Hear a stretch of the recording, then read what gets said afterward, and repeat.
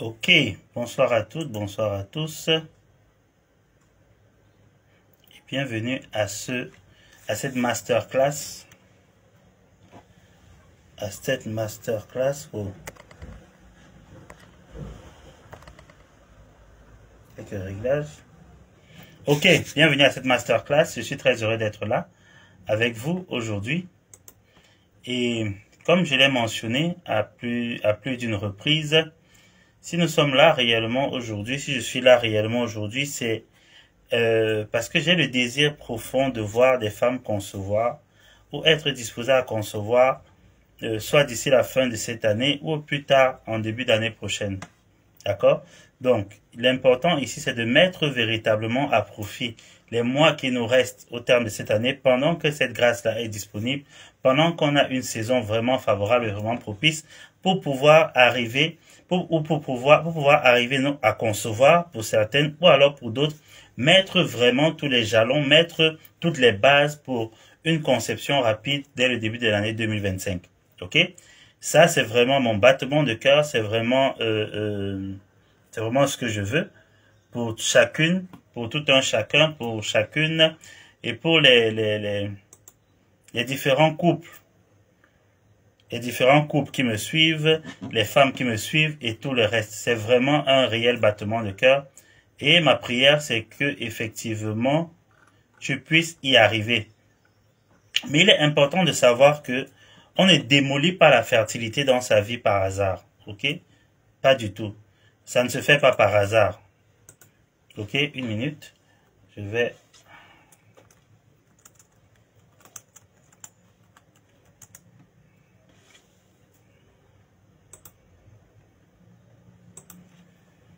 Une minute. Je mentionne les personnes. Good. Ok.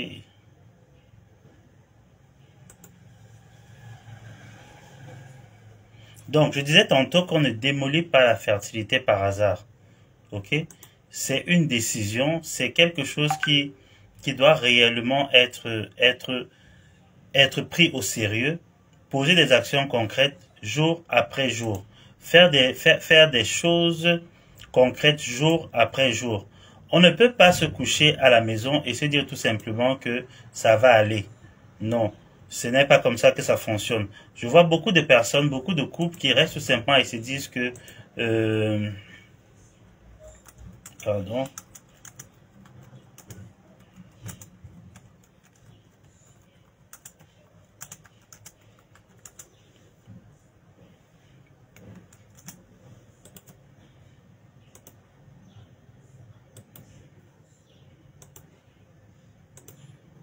Alors, ok, c'est bon.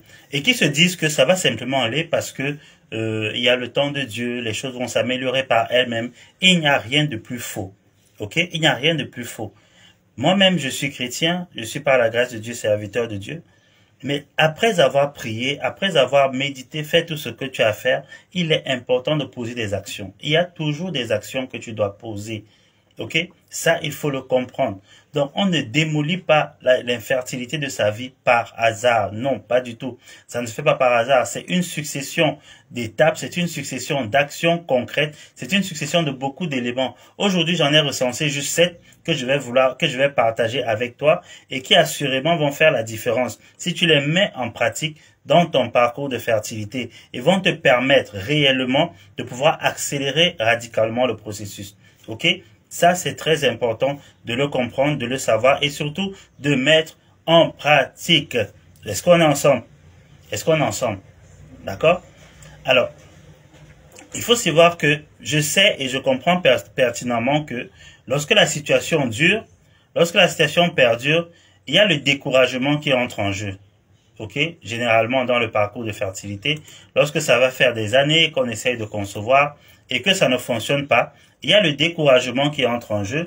Il y a, il y a vraiment ce doute-là, il y a cette peur-là qui nous envahit et on ne sait pas réellement à quel sein se vouer. Je sais exactement de quoi il s'agit. D'accord? Je sais exactement de quoi il s'agit parce que je suis passé par là. Ce que tu vis, je l'ai vécu. D'accord? Je suis passé par là. Et le truc, c'est que je l'ai vécu malheureusement. Je n'étais pas éduqué. même si j'étais déjà médecin, mais je l'ai vécu seul. Et ça fait que les choses traînent davantage longtemps. Ok? J'ai désiré un enfant pendant plusieurs années. Je voyais autour de moi tout le monde concevoir, mes frères et sœurs concevoir, mes amis concevoir. Et moi, je n'avais pas d'enfant. J'étais frustré à l'intérieur de moi. L'infertilité m'a frustré énormément pendant près de 5 ans, si ce n'est même plus. Je voyais les gens concevoir autour de moi et j'étais frustré. J'étais insatisfait. Comment je sais pas. En fait, ce que je veux te dire, c'est que ces émotions que tu vis, je suis passé par là, je les ai connues. Et par la grâce de Dieu, finalement, je suis sorti de là. Et tout ce que je te partage, ce sont des choses que certaines, je les ai mises en pratique, je les ai découvertes à ce moment-là. D'autres sont le fruit de mes recherches, le fruit de mon background médical. Mais ce que je veux que tu comprennes et que tu saches, c'est que ce sont des éléments qui fonctionnent. Ce sont des éléments qui peuvent faire réellement toute la différence dans ton parcours de fertilité, si et seulement si tu les mets en pratique. Ok? L'information ne peut apporter de transformation que si nous la mettons en pratique. Alors ma prière pour toi, c'est réellement de prendre ces 3 jours de masterclass au sérieux pour pouvoir implémenter les choses que je vais partager dans ta vie. C'est totalement gratuit. Ce que tu as juste à faire, c'est de décider réellement de prendre ça au sérieux et de le mettre en pratique. Ok? Alors, qui suis-je pour ceux qui ne me connaissent pas, qui vont voir cette vidéo et qui se disent, ben, quel est ce monsieur-là et tout le reste? Alors, je suis le docteur Serge Max à Kamba-Zibi, médecin. Je suis médecin et je suis expert en fertilité naturelle et désir d'enfant. Et je sais pas, ma fiche particulière, c'est vraiment de travailler à l'accélération de conception. Ok? De permettre à des couples qui, pendant des années, n'avaient pas pu concevoir, de voir entre 3 à 12 mois maximum leur rêve de parentalité par la grâce de Dieu réalisé, parce que nous travaillons avec les couples et l'approche que nous avons permet aux couples avec lesquels nous travaillons d'avoir 80% de chances par la grâce de Dieu de concevoir dans ces délais-là. D'accord?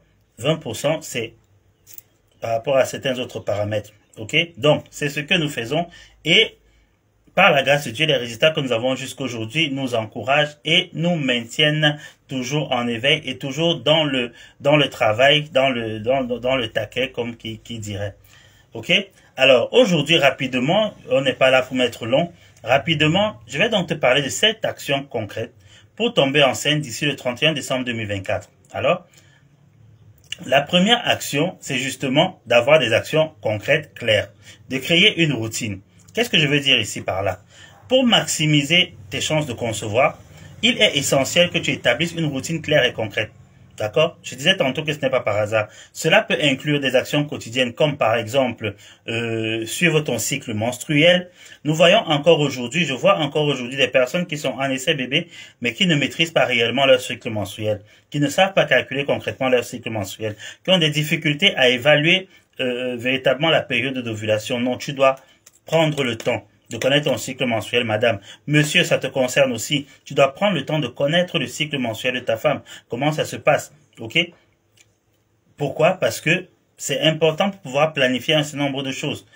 Une autre action quotidienne que tu dois avoir, ça va concerner ton alimentation. Adopter une alimentation équilibrée, c'est un must, ok? L'alimentation, c'est important. On ne va pas entrer trop en profondeur là-dedans non plus parce que il y a le guide, le fichier que j'ai établi, auquel tu peux avoir accès gratuitement, de 21 aliments pour stimuler la fertilité des spermatozoïdes. Mais il faut savoir que ton alimentation est capitale. Lorsque tu es en essai bébé et que ça fait longtemps que tu n'arrives pas à concevoir, il est important de revoir ton alimentation. Ne te dis pas, je vais continuer à manger de ce que je mange. Non. Quand tu vas au marché, quand tu vas au supermarché, les choix de tes produits doivent être intentionnels. Ça doit être dirigé dans l'optique d'optimiser ta fertilité, dans l'optique d'optimiser en fait ta capacité à concevoir. Ok? Donc, tu achètes des produits au marché ou alors au supermarché. Quels sont les produits que tu consommes? Regarde même les étiquettes. Si tu achètes du lait en liquide, en paqueté, il faut regarder de quoi est-ce que c'est constitué. Il faut vraiment prêter une certaine attention parce que il y a des éléments, il y a des des éléments qui peuvent venir perturber l'homéostase de notre organisme. Donc, il est important de veiller à son alimentation, de s'alimenter bio autant que faire se peut, mais de s'alimenter sainement et équilibré. Ok? Il est important aussi d'intégrer des exercices physiques adaptés. C'est-à-dire, on ne fait pas le sport pour de la compétition, non. C'est de faire juste de l'exercice, ce qui est suffisant pour son corps, soit pour perdre du poids si on en a trop, ok? Ou alors tout simplement comment je vais dire ça? Pour avoir une meilleure vascularisation. D'accord? Pour que le sang puisse mieux se déployer dans l'organisme et notamment dans le système reproducteur. Ce qui est un avantage conséquent lorsqu'on a un essai bébé. Et particulièrement si on a des problèmes de santé reproductive.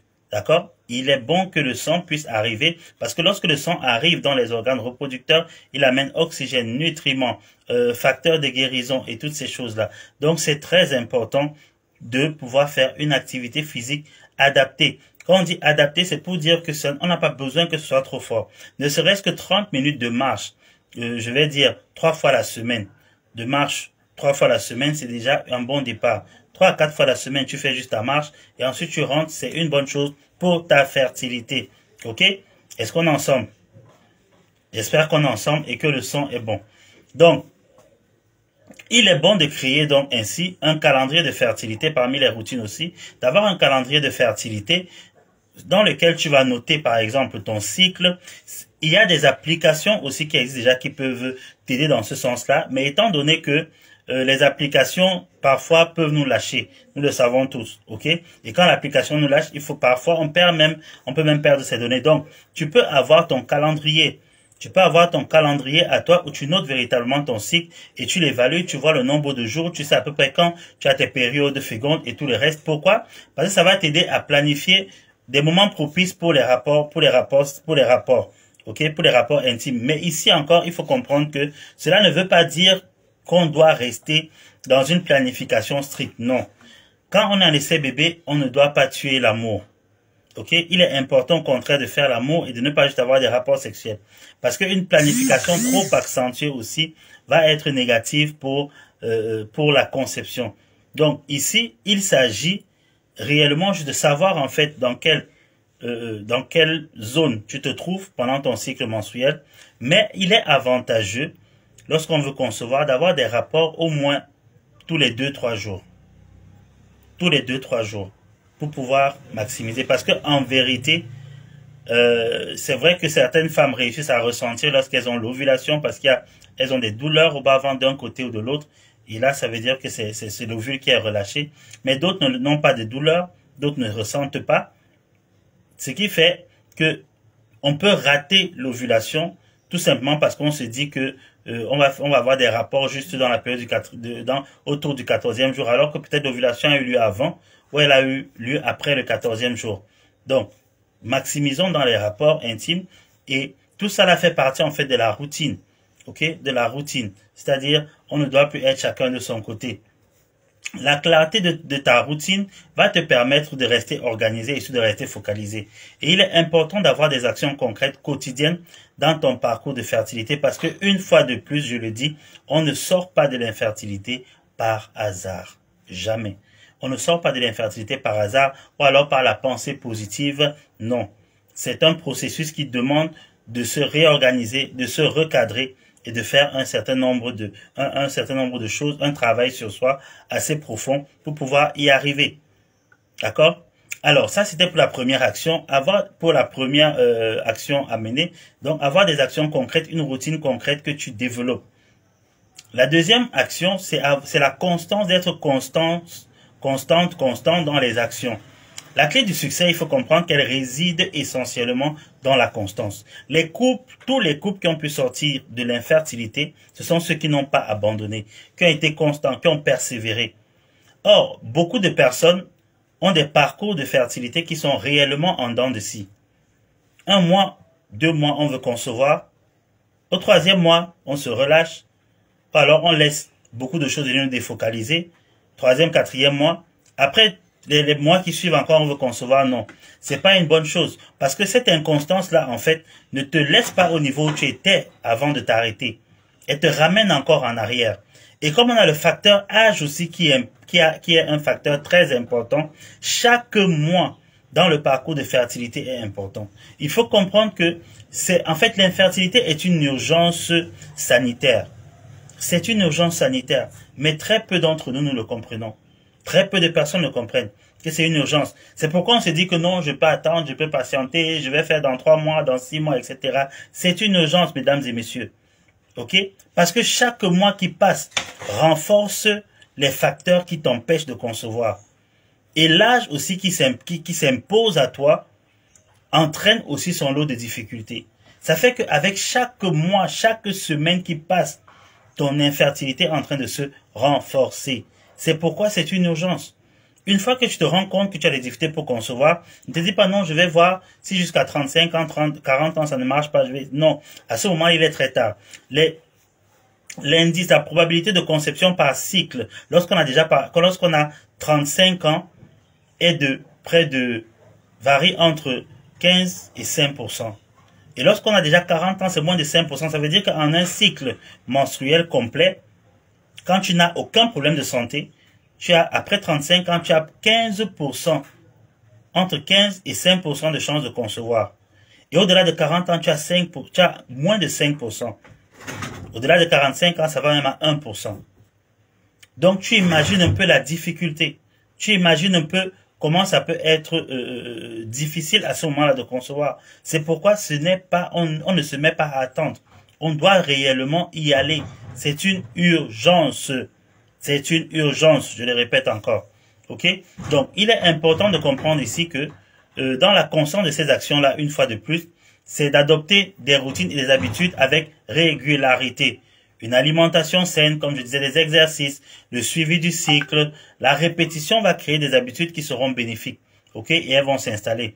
La persévérance est essentielle. Est essentielle. On ne commence pas la marche et après, parce que disons après 3 mois, on n'a pas de retard, on dit ah j'abandonne ça. On ne commence pas à avoir un régime alimentaire sain et équilibré et après 2-3 mois on relâche, on dit non j'abandonne parce que j'ai pas vu de retard ou quoi que ce soit. Non. OK? Non, ça prend du temps. Dans certains cas, ça prend du temps. C'est la raison pour laquelle pour accélérer le processus, nous avons des protocoles, nous avons des produits que nous proposons justement pour pouvoir renforcer en termes de nutriments et pouvoir réellement accélérer le processus de conception. Donc ça, c'est très important. Il faut être constant. Même lorsque les résultats tardent à se manifester, n'abandonne pas. Il faut être constant. Je le répète encore. Tous les couples qui ont réussi à sortir, à vaincre l'infertilité, ce sont des couples qui ont été constants, qui ont été persévérants et qui n'ont pas lâché prise. OK? Rappelez-vous donc il faut te rappeler que chaque petit effort dans le parcours de fertilité compte et est très important. Dans ton parcours vers la maternité, chaque petit effort est important. OK? Ne l'oublie jamais. Ne l'oublie jamais et ne laisse rien venir te décourager ou te défocaliser. D'accord? Est-ce qu'on est ensemble? C'est bon? J'espère que le son est bon. Alors, le troisième point, ici, là, c'est la focalisation, justement. Parce qu'il faut rester concentré sur ton objectif. C'est crucial, c'est important. Il faut éviter toute forme de distraction et les pensées négatives qui peuvent surgir. Tu dois créer autour de toi un environnement propice à la concentration, que ce soit par des affirmations positives, la méditation, des exercices de respiration. La focalisation va t'aider non seulement à maintenir ta motivation personnelle, mais elle va renforcer également ta détermination à atteindre ton but. OK? Lorsqu'on a un essai bébé, il est important de savoir que il y a des tempêtes qui se lèvent. Il y a des situations diverses qui vont se manifester. Je ne sais pas si toi tu l'as déjà ressenti, mais chaque fois que tu veux engager un réel parcours de fertilité, il y a des situations qui vont venir. Il y a des choses qui vont se lever pour venir contrecarrer la manifestation de ton désir. Ça va être des maladies, peut-être de proches, pas forcément de soi-même. il y a des dépenses imprévues qui vont s'installer. Il y a des décès même parfois. Parfois c'est une plus grande pression au niveau du travail qui ne va même plus te donner les moyens de respirer ou bien de pouvoir réellement suivre ton régime ou alors ta routine que tu avais établie. Toutes ces choses, il faut le comprendre, sont faites pour t'empêcher de réaliser ton rêve. Toutes ces choses sont faites pour t'empêcher de manifester cet enfant qui doit avoir un impact important et positif dans sa génération. Mais surtout aussi de te faire terminer ta vie malheureuse dans l'embarras, l'amertume, l'insatisfaction, la tristesse, le chagrin et parfois même abandonné de son partenaire ou de sa partenaire. Parce que combien de couples se sont séparés parce qu'ils n'ont pas réussi à avoir d'enfants. Et quand on a déterminé peut-être que la cause c'est l'homme, la femme à un moment donné elle va se fatiguer, elle va partir. J'en connais plusieurs comme ça. Dans d'autres circonstances, c'est la femme qui a le problème. L'homme va se fatiguer, il peut rester là mais avoir des enfants dehors, ce qui va te rendre plus malheureuse. Ou alors, il va partir vers celle-là qui a pu lui donner des enfants. Ok? Ça, ce sont des choses qui sont faites en fait pour te déstabiliser totalement et te défocaliser. Tu dois rester focalisé dans ton objectif. La focalisation est importante.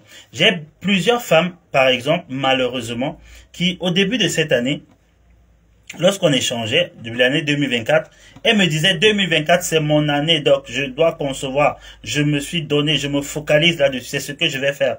Mais en cours de chemin, 2-3 mois plus tard, ce n'était plus du tout le même discours. Ce n'était plus le même discours. D'autres choses sont venues qui semblaient plus importantes. Et il faut savoir que dans la vie, quand tu veux quelque chose, si cette chose-là n'est pas réellement très importante pour toi, Dieu ne va pas te l'accorder. Ou l'univers, si tu ne crois pas en Dieu. Ok? Tu ne l'auras pas. Parce que tu ne montres pas que tu valorises en fait ce à quoi tu aspires. Donc tu dois être focalisé dans ton parcours de fertilité. L'autre chose maintenant, c'est la discrétion. La discrétion. D'accord? Il faut savoir qu'il est souvent bénéfique de garder ton parcours de fertilité pour toi-même. La discrétion te permet de te protéger des jugements des autres, des pressions sociales, de partager ton expérience uniquement. Il est important de partager ton expérience uniquement avec des personnes de confiance qui peuvent te soutenir, mais pas avec tout le monde. Cela va te permettre de rester centré sur ton chemin, va te permettre de rester équilibré et de garder ta sérénité. Ok? La discrétion a un très grand bénéfice. Pourquoi davantage? Parce qu'en fait, il faut comprendre que il y a des personnes qui ont des énergies qui ont la possibilité d'influencer ta fertilité. Des énergies négatives qui peuvent t'influencer, que ce soit dans ton mindset, que ce soit de manière spirituelle même, qui peuvent t'influencer. Et il faut comprendre que tout le monde n'est pas toujours content de voir ton bonheur. Toi, tu es en couple, ou alors tu es marié, et tu vas encore avoir des enfants. Pendant qu'une autre personne n'est ni en couple, n'a pas d'enfants, n'a pas d'emploi, et tout le reste. Et toi, tu viens lui parler encore du fait que tu as des résultats à avoir des enfants. Mais elle n'est pas contente. Certaines personnes ne sont pas contentes. Ils disent, mais avec tout ce qu'elle a déjà. Donc, tout le monde n'est pas forcément heureux de te voir, toi, heureux ou heureuse.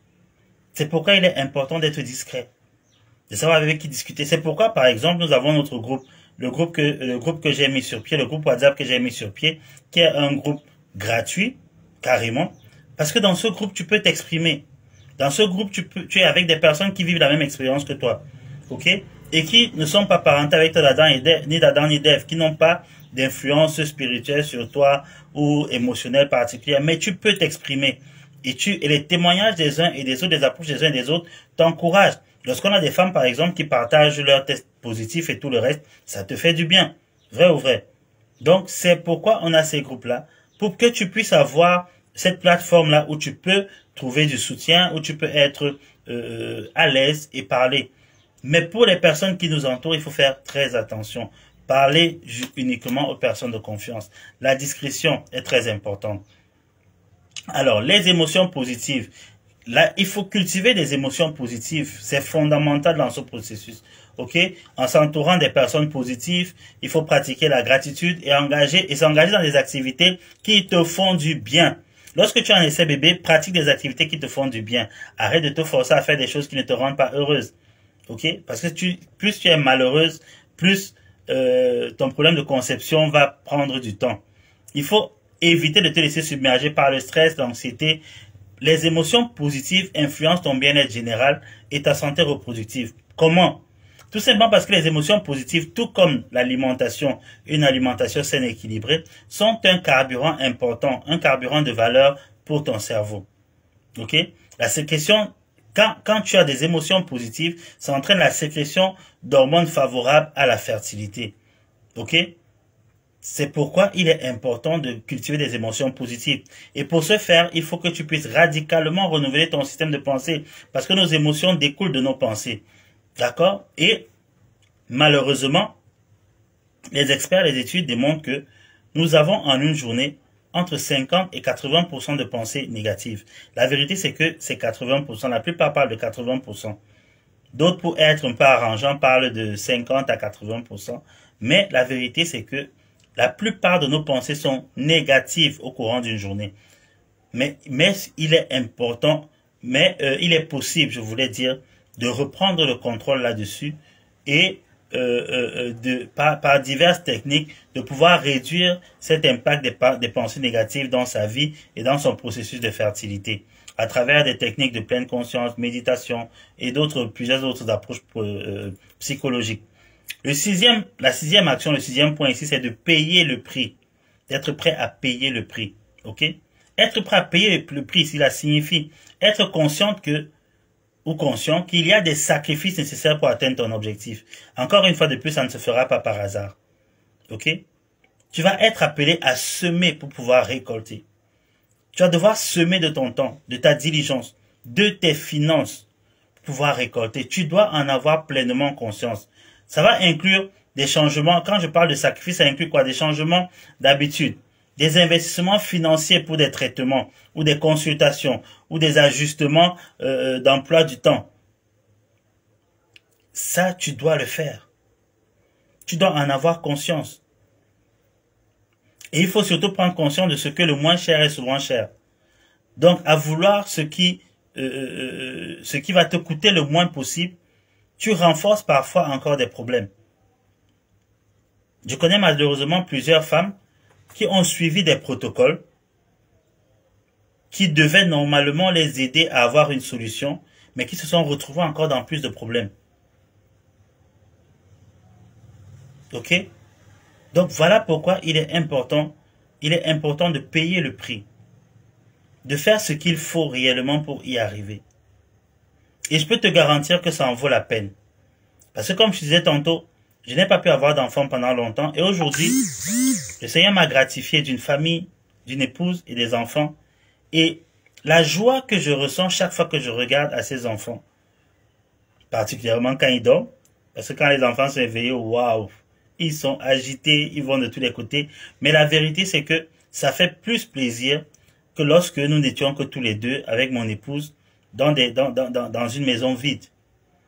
Et quand je regarde ces enfants tous les jours, je ne sais pas ce que je ne pourrais pas faire pour eux. Je suis prêt à traverser les océans, je suis prêt à marcher dans le feu pour mes enfants. Et c'est un sentiment qu'on ressent pour très peu de personnes réellement dans la vie. Et je peux te garantir que rien que pour ce sentiment-là, ça vaut la peine de payer le prix pour réussir à sortir de l'infertilité et avoir sa propre progéniture. Les enfants sont une bénédiction, certes, mais c'est un bien phénoménal. En fait, je ne sais pas comment je pourrais décrire ça, mais je peux te garantir que pour quelqu'un qui a eu des difficultés à concevoir, comme toi et moi, quand j'ai eu mon premier garçon, ça a radicalement changé ma vie. Ça a été l'instrument que Dieu a utilisé pour me faire sortir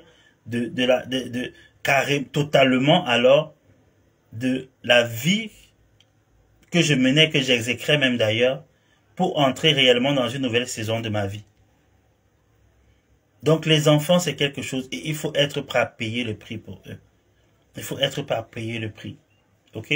Donc il faut rester engagé et prêt à faire les efforts nécessaires pour avancer dans ton cheminement, dans ton parcours de fertilité. C'est très important. Ça, c'était le 6e point. Et le 7e point ici, c'est de se faire accompagner ou de chercher du soutien.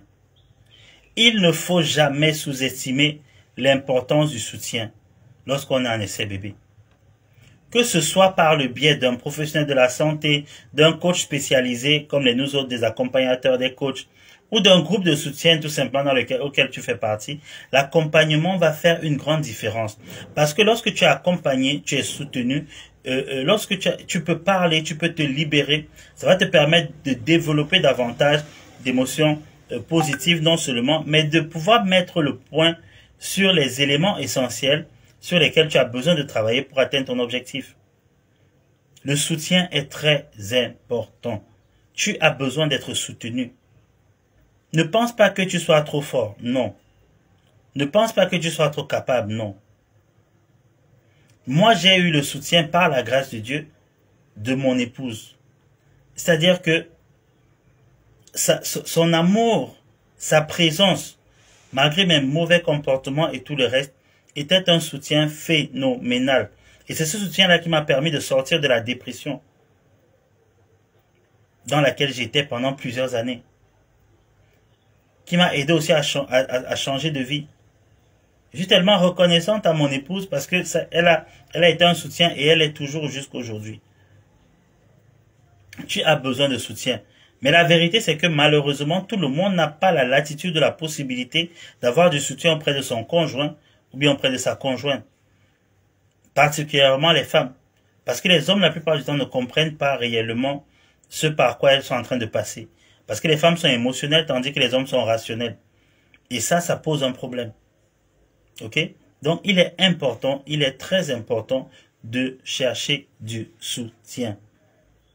C'est ce que nous nous proposons dans nos accompagnements. Nous avons des programmes très bien élaborés où nous te tenons par la main, où nous sommes présents pour toi pratiquement, je vais dire H24, pour pouvoir t'aider réellement à traverser toutes ces étapes compliquées, les difficultés, les problèmes, les blocages dans la dynamique de couple, les incompréhensions et toutes ces choses-là pour pouvoir réaliser ton objectif. Ok? Alors, chacune de ces actions qui ont été évoquées vont te rapprocher un peu plus de ton rêve de maternité. Il est important que tu gardes la tête haute, que tu restes positif, engagé et à l'apprentissage tout au long de ce parcours. Ok? Donc, voilà 7 actions que tu as déjà et je te prie de commencer à les mettre en pratique dès à présent parce qu'une fois que la parole est sortie, elle sort avec puissance et elle a la capacité de transformer.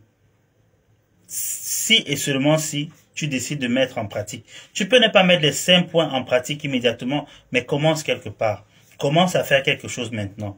Ok? Et petit à petit, tu trouveras la force d'implémenter les autres actions pour voir ta grossesse manifester par la grâce de Dieu d'ici la fin de cette année ou en début d'année prochaine ou plus tard. Ok? Donc ça, c'est très important de le faire. Mon souhait réellement pour toi, c'est de te voir concevoir cette année. Mon souhait réellement pour toi, c'est de te voir sortir de ce challenge de fertilité dans lequel tu es depuis des années. Mon souhait réellement pour toi, c'est que tu puisses faire une photo où je vois cette joie-là sur ton visage parce que tu auras été visité par un enfant. Alors, commence à implémenter ces choses. Demain, je serai encore là, en live, à 13 h, toujours par la grâce de Dieu. Et demain, on va parler vraiment de quelque chose de très important parce que on va parler de la gestion des myomes, des kystes ovariens, des polypes, non pas des polypes, des trompes bouchées, ok? Bref, ces éléments-là, comment on gère ça pour pouvoir, lorsqu'on veut concevoir et accélérer son processus de conception. Donc, ce sera très intéressant par la grâce de Dieu. Ne manque surtout pas. Je suis sûr que ça va te faire beaucoup de bien. Ok? Alors, sur ce, je vais te laisser. Passe une excellente fin de journée. Plein de bonnes choses à toi. Que la grâce de Dieu nous accompagne tous. Et à demain par sa grâce. Ciao, ciao. Peace.